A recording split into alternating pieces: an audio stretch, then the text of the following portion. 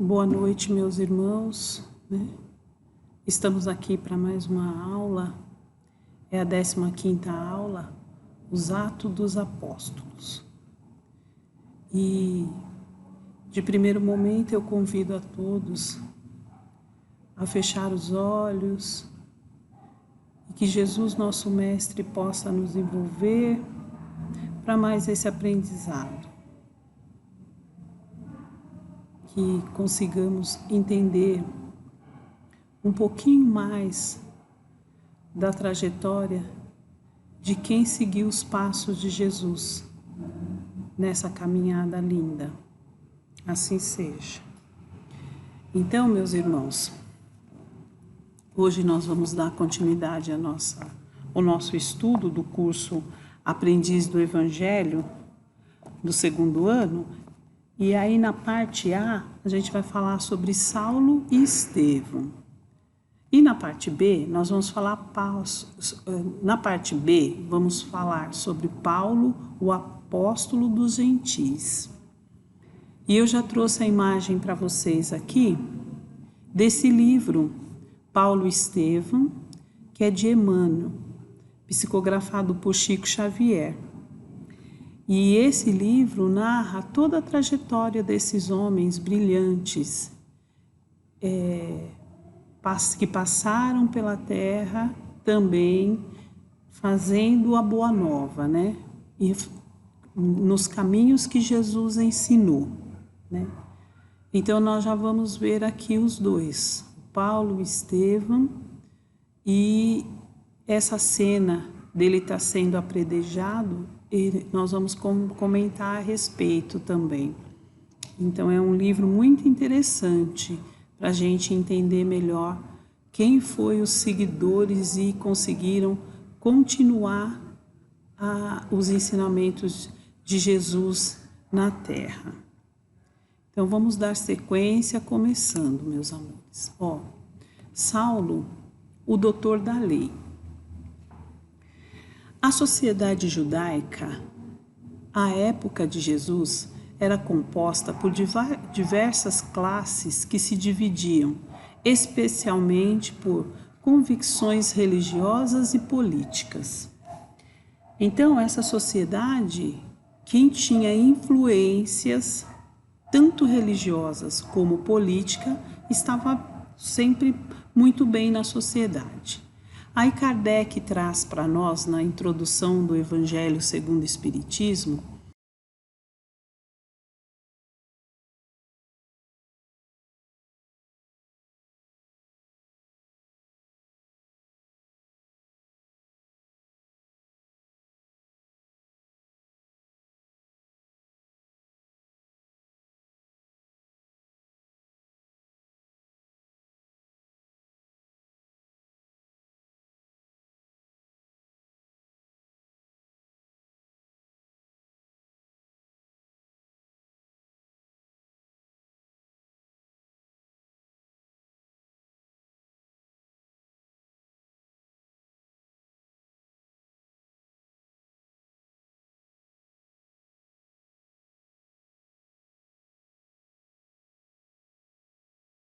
afirma que o mais influente seita era a dos fariseus, que eram defensores severos da lei mosaica. Suas convicções levavam a discussões intermináveis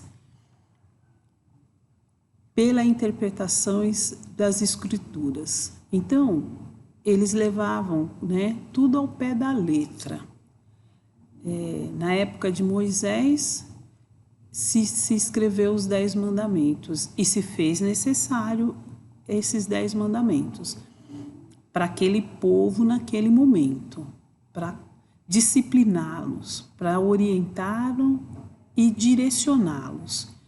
E aí, os fariseus continuaram com a mesma postura, defendendo sempre essa lei.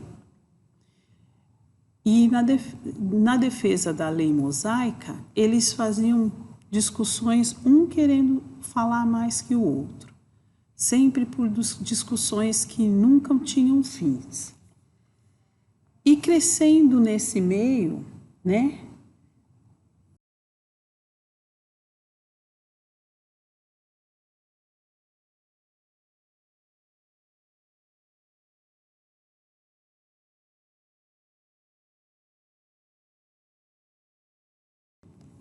Saulo era um dos doutores da lei.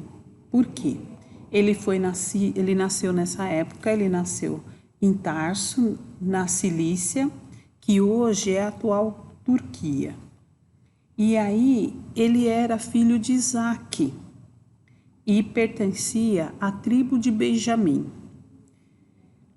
Como de costume na época, o trabalho que o pai fazia, ele já orientava o filho a fazer também. Então, o pai dele fabricava tecido e ele também era meio oficial de tecelão. Então, ele já estava aprendendo essa profissão. Mas, quando jovem, o pai levou ele a um templo em Jerusalém para ser discípulo de Gamaliel. E ele era um aluno brilhante, ele devotado, ele sabia, ele estudava, ele já era conhecedores da lei mosaica. E ele tinha o dom da palavra já, né? Foi crescendo. Esse foi Saulo. Estevão, o primeiro mártir. Estevão era cheio de graça e de poder, operava prodígios e grandes sinais entre o povo. Intervieram entre algumas da sinagoga, chamada de libertos, de sinereus e de alexandrinos, na Cilícia e da Ásia. Puseram-se a discutir com Estevão. Então, neste momento que aconteceu esse primeiro mártir, foi o seguinte: Estevão, chegaram umas pessoas e começaram a discutir com ele. E ali tinha pessoas infiltradas para falar como se fosse ele, contra a lei mosaica e falar mal de Deus. Era uma das situações que te tirava, você ia passar, ser punido se você não seguisse a lei mosaica. E no meio daquele conflito todo mundo falando, começaram a falar que era ele que estava falando contra a lei mosaica, era ele que estava falando, blasfemando contra Deus. E aí, neste momento, pegaram Estevão e levaram para fora da casa e para fora da cidade, né? Um pouco mais distante, e apedrejaram ele. E nesse momento tão difícil dele estar sendo apedrejado, Estevão, porém, repleto do Espírito Santo, fitou os olhos no céu e viu a glória de Deus e de Jesus de pé, à direita de Deus, e disse: Eu vejo o céu aberto e o Filho do Homem de pé à direita de Deus. Quando ele disse essas palavras, as pessoas que estavam à sua volta ouviram, mas tamparam os ouvidos, porque naquele momento o que eles queriam é que ele fosse apedrejado e ali ele ia acabar exterminar com a vida dele, né? Neste momento que ele disse essas palavras, ele já foi pedindo para Deus cuidar dele. Depois ele caiu de joelho e gritou em voz alta: Senhor, não lhe leves em conta este pecado. Que era para Deus não olhar o pecado de quem estava apedrejando ele. E dizendo isso, ele adormeceu. Então, neste momento, Estevão partiu. E quando eles viram que realmente houve essa situação, o Saulo estava ali, próximo a ele. E na hora, as vestes deles eram diferentes das vestes que nós usamos hoje, né? Então, a túnica dele jogaram aos pés de Saulo. E Saulo ficou, assim, comovido. Por que fizeram isso com um homem que sabia falar, tinha poder? Só que estes eram os medos dos fariseus. Eu não posso deixar que ninguém seja melhor do que o nosso povo. Então, quem vai sobressaindo, a gente vai tirando da nossa reta, né? Do nosso meio, para a gente dar continuidade na nossa vida como ela é. Eles não queriam que nada mudasse.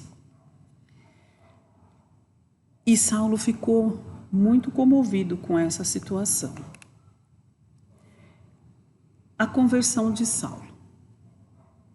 Essa cena que está essa figura aqui, Saulo,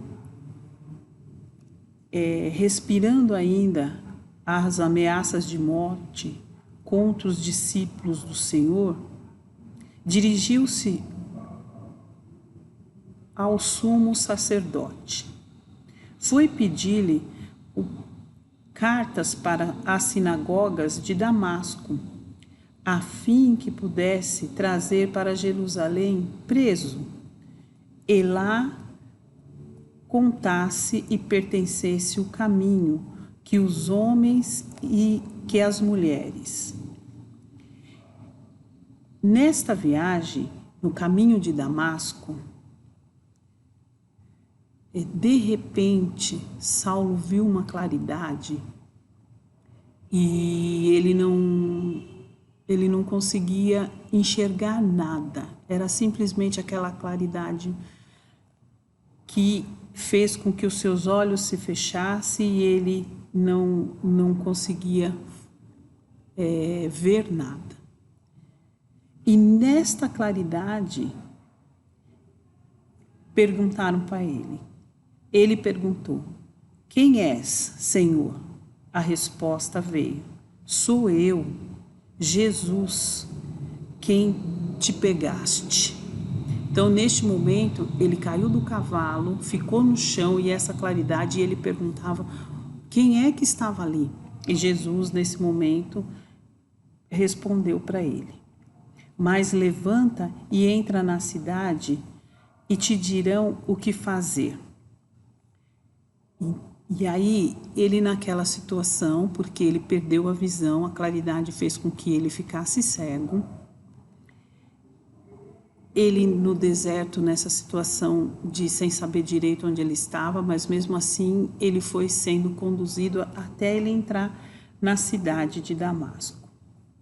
Quando ele entrou lá, ele ficou 3 dias sem ver, sem comer nada e nem beber, né? Ele ficou querendo entender o corpo dele e ele, a cabeça, o pensamento, queria entender o que é que tinha acontecido com ele no deserto. E aí, nessa situação, né, que ele não conseguia fazer nada, lá em Damasco vivia um discípulo chamado Ananias. E Ananias respondeu: estou aqui, Senhor. Senhor mandou Ananias até ele. E aí, chegando lá, Ananias disse: o Senhor prosseguiu: levanta-te pela rua chamada à direita e procura a casa de Judas, por alguém com o nome de Saulo. Então, essa voz que Ananias ouviu foi a voz do Senhor orientando onde estava Saulo e aonde ele teria que ir socorrê-lo. E Ananias foi. Quando ele chegou lá, ele encontrou Saulo e a primeira coisa que ele fez era para recuperar as suas vistas, fiques repleto do Espírito Santo. E logo caíram-lhes os olhos, umas escamas, e ele recuperou a vista. Então, quando Ananias chegou e falou: quem é Saulo? Sou eu, Senhor. Ele falou: eu fui enviado em nome de Jesus para trazer a sua visão novamente e fazer com que você mude a sua maneira de pensar. E neste momento, naquele momento que Saulo ficou lá no deserto, ele teve a certeza que ele encontrou Jesus, naquela claridade. E quando a visão dele voltou e ele começou a viver novamente, porque por 3 dias ele ficou, vamos dizer, paralisado pela situação de ter visto a claridade, né, essa energia bonita que Jesus traz em sua volta, e os olhos dele não suportou. E aí, a partir deste dia, né, que conversou com Ananias, e aí ele começou a ele ia trabalhar no serviço do mestre. Ele se colocou na posição de tarefeiro, trabalhar para fazer as tarefas necessárias. E Deus disse para ele, né? Jesus disse para ele, ele era o vaso escolhido. Então aqui nos mostra que quando nós estamos na pátria espiritual, nós já escolhemos qual vai ser a nossa trajetória em relação à nossa vida. E ele já tinha sido escolhido para ser um dos divulgadores da Boa Nova. E aí, nessa situação dele se converter, ele era o vaso escolhido, né? Na pregação de Damasco e o encontro de Barnabé. E como ele agora é um discípulo que vai propagar a Boa Nova, ele começa, né? Começou indo para Damasco e proclamando em nome de Jesus, afirmando que ele é o Filho de Deus. Ele já vai falando sobre o que Jesus trouxe para nós, né? E nessa nova trajetória, não era muito fácil, nunca foi fácil, né? Falar de Jesus. E para eles, que os fariseus era totalmente ortodoxo e tinham que ser tudo do jeito que os fariseus achavam que deveria ser, e eles abraçavam e continuavam dentro da mesma linha que era a lei mosaica, e aí era muito mais difícil. Mas mesmo assim, Saulo começa o seu trabalho de formiguinha, né? E aí ele encontra, foi até Barnabé, e ele consegue encontrar uma casa chamada Casa do Caminho. E lá, na Casa do Caminho, quando Saulo entra, os discípulos começam a perguntar: quem é este homem que está falando em nome do nosso mestre? Isso é verdadeiro? Ou é um malfeitor que está no nosso meio? E aí, Barnabé intercede por ele. E nasce, nesse momento, uma amizade fraterna. Por que fraterna? Porque os dois vão continuar trabalhando na missão que Jesus já tinha escolhido para os dois, né? Eles vão continuar propagando a Boa Nova, com muita dificuldade. Na parte B, Paulo, o apóstolo dos gentis, até então eu estava usando o nome Saulo, mas aqui, né, nós vamos entender quando é que ele muda o nome para Paulo? Paulo é uma figura extraordinária no cristianismo nascente. Seu trabalho foi monumental. Após a conversão, ele empenharia todo o seu ser na causa abraçada, para propagar o evangelho aos pagãos do Ocidente, do Oriente e seu ideal. Então, Paulo já iniciou uma missão grandiosa. Aonde ele ia propagando o nome de Jesus e falando que Jesus era filho de Deus e sobre a boa nova que Jesus veio trazer o amor, né, para todos os que estavam ali naquela terra com muito sofrimento, e ele sempre falando dessa boa nova, que tudo não se acabava aqui, e ia falando das coisas que Jesus já tinha semeado, né? Já tinha deixado para nós, e é o que nós vemos até hoje. Como ele se tornou um apóstolo, ele foi fazer a sua primeira viagem missionária. Quando ele saiu, e os lugares que ele ia sempre tentando montar uma igreja no local para deixar com que dessem continuidade na boa nova que ele estava trazendo, né? Só que, graças a bom Deus, ele tinha o auxílio de Barnabé. Por isso, os dois amigos, né? Barnabé já ajudou ele quando ele estava cego, tirou a cegueira dos seus olhos, e a partir dali os dois começaram a fazer as missões juntos. Então, nessa primeira viagem foi ele e Barnabé.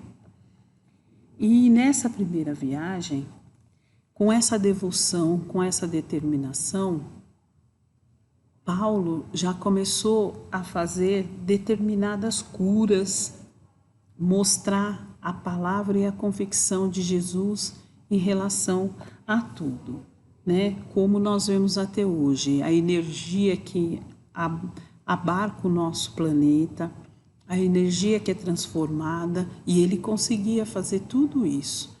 Então ele fez uma cura, a cura e a conversão do procônsul Sérgio Paulo. Esse Sérgio Paulo, ele morava em Pafos, o procônsul Sérgio Paulo. Provavelmente era o mesmo que havia conhecido Estevão, e quando este era prisioneiro lá nas galeras.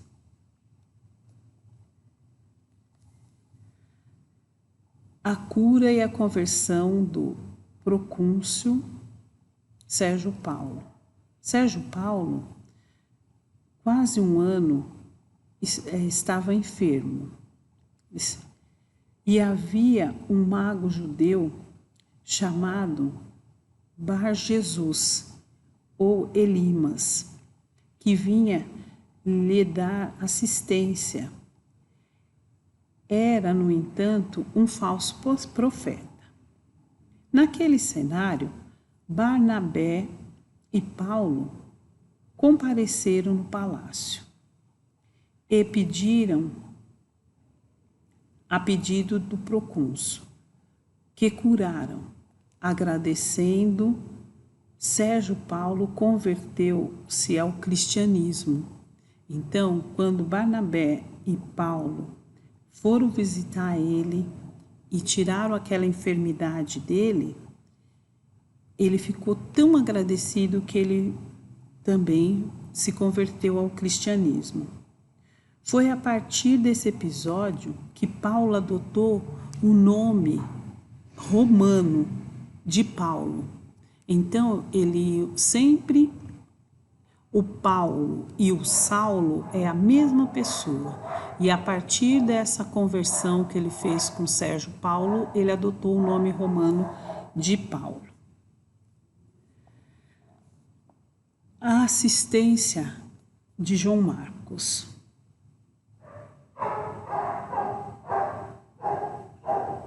João Marcos era sobrinho de Barnabé e ele queria muito ser missionário. Então, quando ele viu que o tio estava indo e fazendo as curas e estava trabalhando com o cristianismo junto com Paulo, ele queria ir junto. Só que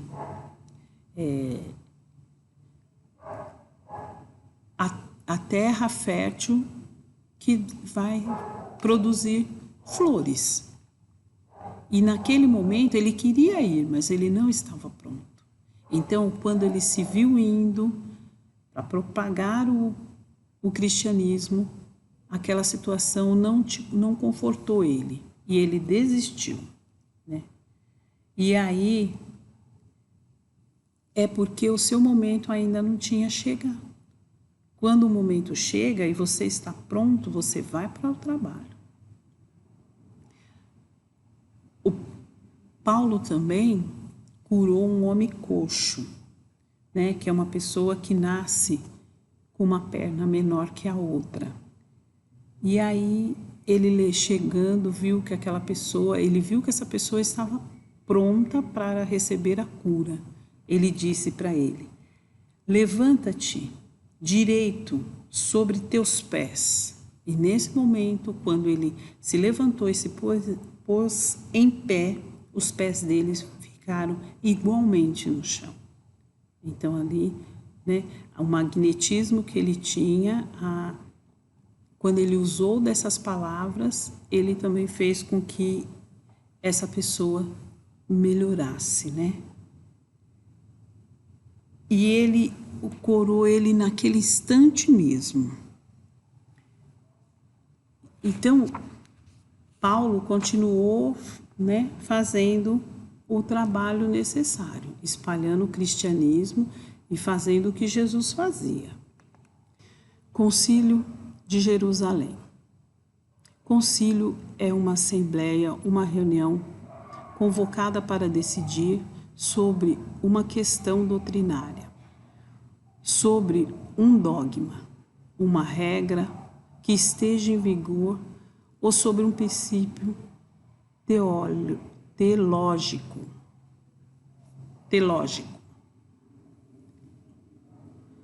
Então, quando teve esse concílio em Jerusalém, era porque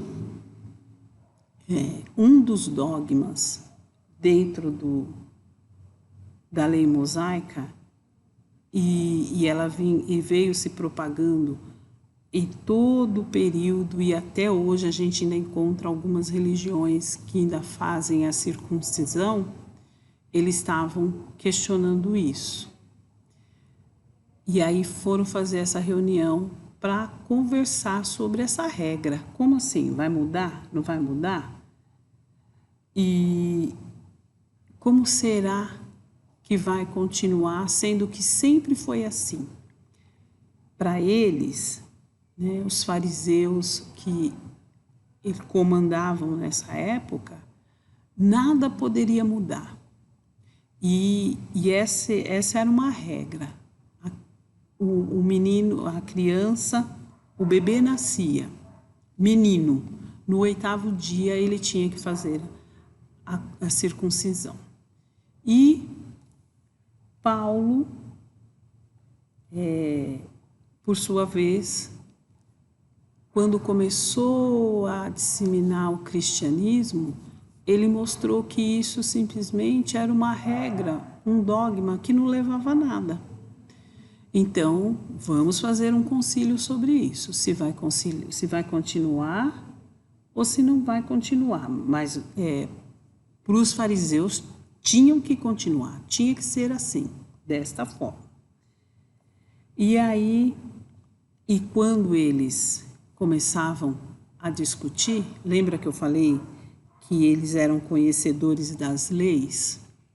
E as leis tinham que ser do jeito que eles queriam, e todos eles estudavam e eles tinham o dom da palavra, né? Falavam altos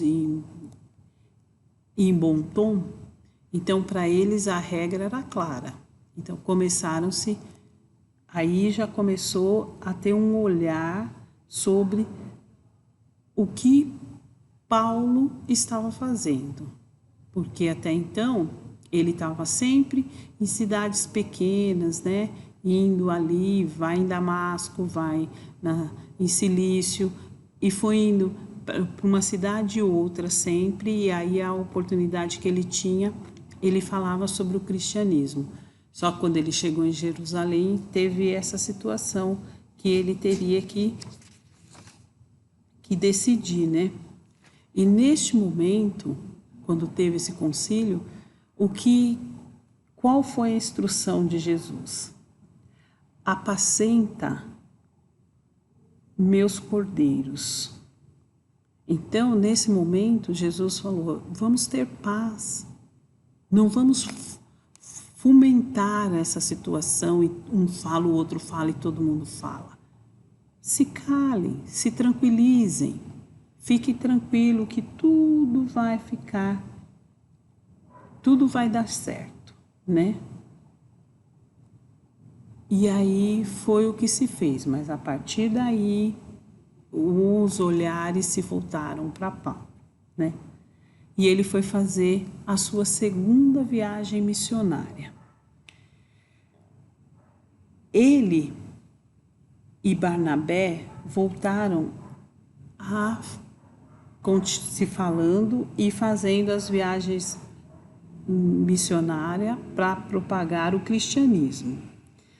Só que assim, nesta segunda viagem, eles viram que não davam para os dois estarem juntos no mesmo trabalho. Então, cada um foi para uma cidade para propagar a boa nova. E lá, cada um foi fazendo a sua parte. Então, a cada lugar que eles chegavam, se eles pudessem abrir um cantinho para se falar de Jesus, eles abriam essa igreja, ele deixava essa casa do caminho abertinha para ir dando continuidade aos ensinamentos de Jesus. O encontro de Timóteo em Listra. Paulo, segundo Emmanuel, no livro Paulo Estevão, Emmanuel cita o reencontro de Timóteo. Paulo reconhecerá aquele jovem fervoroso cristão e o seu futuro valioso servidor. Ao olhar Timóteo, ele já sabia que Timóteo seria um propagador do cristianismo também, né? E que Timóteo iria acompanhá-lo na jornada de estar levando a boa nova. A visão sobre Macedônia. Quando chegou a noitinha, eles foram até Macedônia. E chegando lá, prontamente partiram. E aí eles ouviram uma voz claramente, que era uma voz das providências divinas. Eles, então, inspirados, atenderam o chamado. Então, olha, eles nunca estavam sozinhos. E nos momentos que eles achavam que estavam em situações difíceis, eles clamavam a Deus, eles chamavam Jesus e eles eram atendidos. Eles sempre ouviam uma voz que vinha do alto, orientando qual caminho seguir, né? Paulo em Atenas. Então, ele era admirador da cultura grega. E ele sonhava em divulgar o evangelho lá naquela cidade, né? Que é o berço das humanidades culturais lá. E ele achava que, assim, ele acreditava que quando ele chegasse lá, ele ia conseguir falar sobre o evangelho de Jesus em Atenas. E foi uma grande decepção, porque quando ele chegou lá, as pessoas zombavam dele, não deixavam ele falar, e ele não conseguiu propagar como ele queria em Atenas, né? Então, o que mostrou? Neste momento, ele não conseguiu ali em Atenas, mas ele desistiu da missão dele? Ele continuou. Aí ele foi Paulo em Corinto. Em Corinto, ele encontrou duas amigas, porque Paulo já tinha sido preso e lá as amigas, a Priscila e Áquila, foram companheiras durante 3 anos enquanto ele estava preso.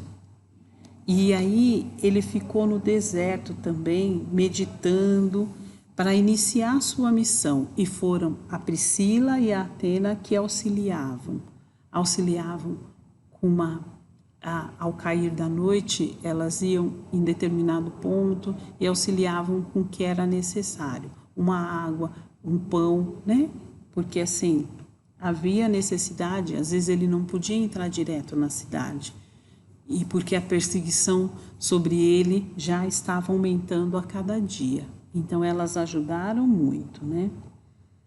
E aí ele foi se preparando para ir e dar continuidade à sua terceira missão, a terceira viagem missionária. Passando algum tempo, partiu de novo e percorreu sucessivamente e nas regiões da Galácia e da Frigia, confirmando todos os discípulos. Porque em cada lugar que ele ia passando, ele deixava um seguidor, ele deixava um discípulo para ir continuar propagando a boa nova.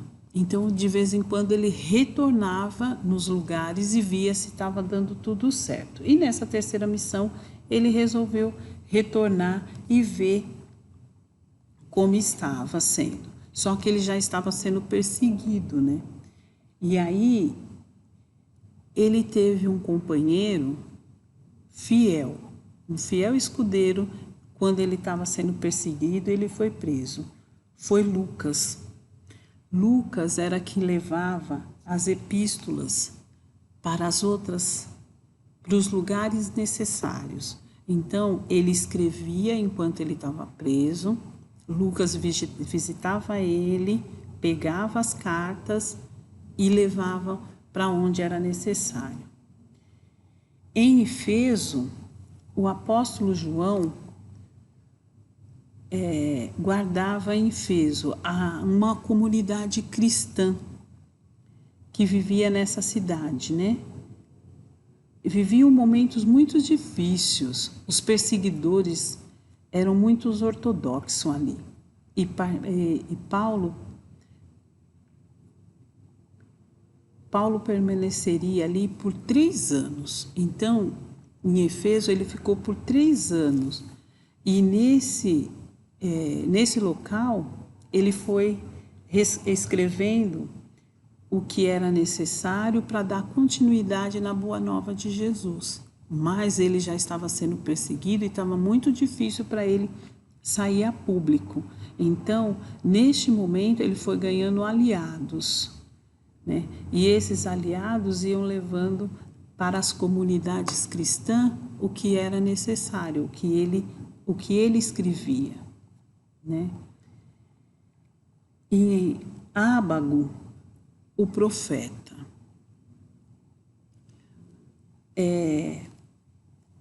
prosseguindo a sua jornada, ele visitava várias cidades. Em certa altura, ele chegou em Cesárea, percebendo que ali encontrava um profeta chamado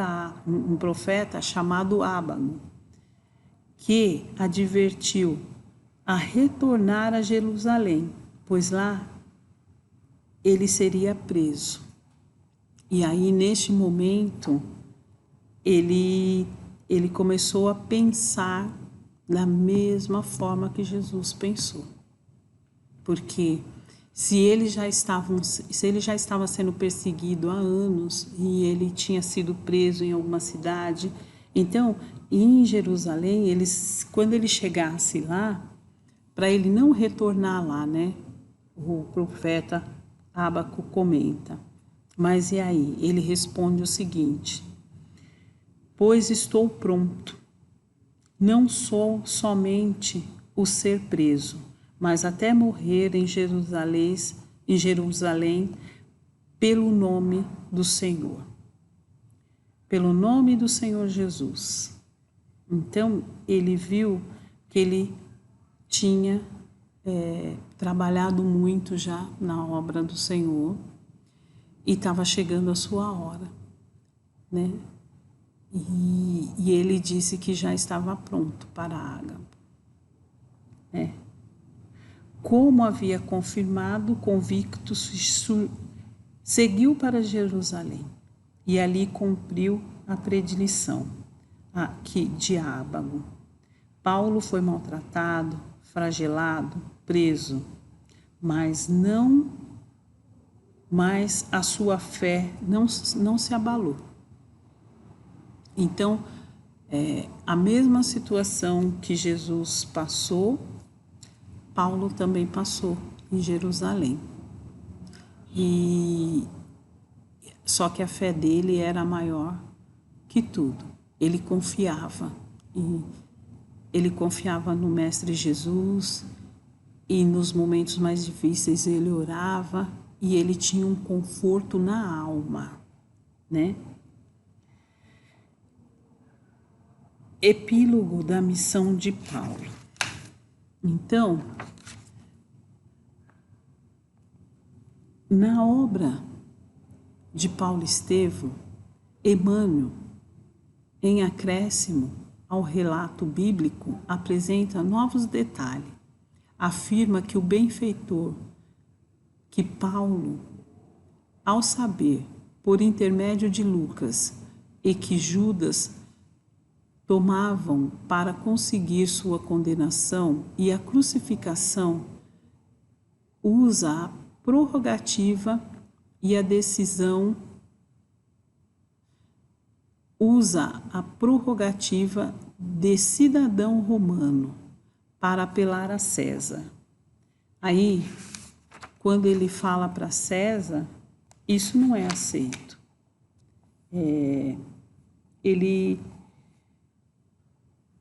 César não aceita essa situação porque a gente sabe que existia todo um trabalho, né, de acontecer o que iria acontecer, que era a condenação de Paulo. Então, ele fez por onde tentou, mas ele não conseguiu. Mas mesmo nessa situação, a história do cristianismo, ele conseguiu dissipar, como o mestre conseguiu fazer. Paulo também continuou a sua missão tranquilamente. E quando ele viu que ele estava sendo vencido, o que ele fez? Ele ficou tranquilo, porque a missão dele estava completa. Ele tinha conseguido imortalizar a história do cristianismo, com coragem, passando por todas as situações difíceis, sendo jurado por morte, querendo que prendesse ele a todo momento, mas mesmo assim ele foi fazendo o seu trabalho e glorificou o cristianismo. Se é preciso glorificar-se, a minha fraqueza é o que eu gloriaria.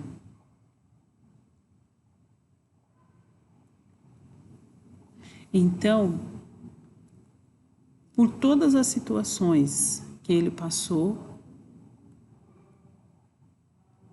ele se sentia forte ainda. E forte onde? espiritualmente. A fé dele era inabalável. Então, meus irmãos, o nosso livro, ele traz essa história bonita de Paulo e de Estevão, mas quem tiver oportunidade de ler Paulo e Estevão vai entender muito mais sobre toda essa situação da propagação do cristianismo com esses dois discípulos. E neste momento, então, eu peço que nós fechamos os nossos olhos e que nós tenhamos uma fé inabalável também nos nossos propósitos. Que a gente ore nos momentos mais difíceis das nossas vidas, lembrando que tudo passa. Eu peço que nós fiquemos tranquilos e sempre fazendo a nossa parte. E levando a boa nova, que não é fácil, primeiramente para dentro dos nossos lares e depois em todos os lugares que nós estivermos. Assim seja, graças a Deus.